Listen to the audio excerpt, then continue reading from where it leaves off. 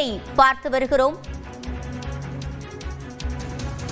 வலிமையான கூட்டணியை அமைப்பதற்காக பல்வேறு கட்சிகள் எங்களுடன் பேசி வருவதாக தற்போது அதிமுக பொதுச் செயலாளர் எடப்பாடி பழனிசாமி கூறியிருக்கிறார். அரசியல் ரீதியாக சக்தி வாய்ந்த எதிரியான திமுகவை வீழ்த்த பல்வேறு கட்சிகளோடு இணைய வேண்டும் என்று அவர் ஆங்கில நாளேடு ஒன்றுக்கு பேட்டியளித்திருக்கிறார்.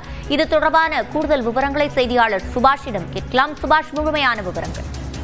தமிழகத்தை காப்போம் என்ற ஒரு சொற்றொடருடன் சுற்றுப்பயணத்தை மேற்கொண்டு வருகிறார் அதிமுக பொதுச் செயலாளர் எடப்பாடி பழனிசாமி. தொடர்ச்சியாக நாளிதழ்களுக்கு அவர் பேட்டி கொடுத்து வருகிறார். அந்த வகையில் இந்தியன் எக்ஸ்பிரஸ் நாளிதழ்கள் கொடுத்த பேட்டியின் அடிப்படையை தான் நாம் பார்த்திருக்கிறோம்.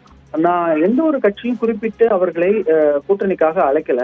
2026 திமுகவை வீழ்த்தணும்னு நினைக்கிற கட்சிகள் ஒன்றாக சேர்ந்தால்தான் அதை பண்ண முடியும், அதைத்தான் நான் சொன்னேன் அப்படின்றத சொல்றாரு. இது சொல்றதுக்கான காரணம், விஜயை கூட்டணிக்கு அழைத்தாரா என்ற ஒரு கேள்வி இருந்தது. அவர் தாவேக்காக்கும் இது பொருந்தும் என்று சொல்லியிருந்தார். அதற்காக பதிலை இப்ப கொடுத்திருக்கிறாரு.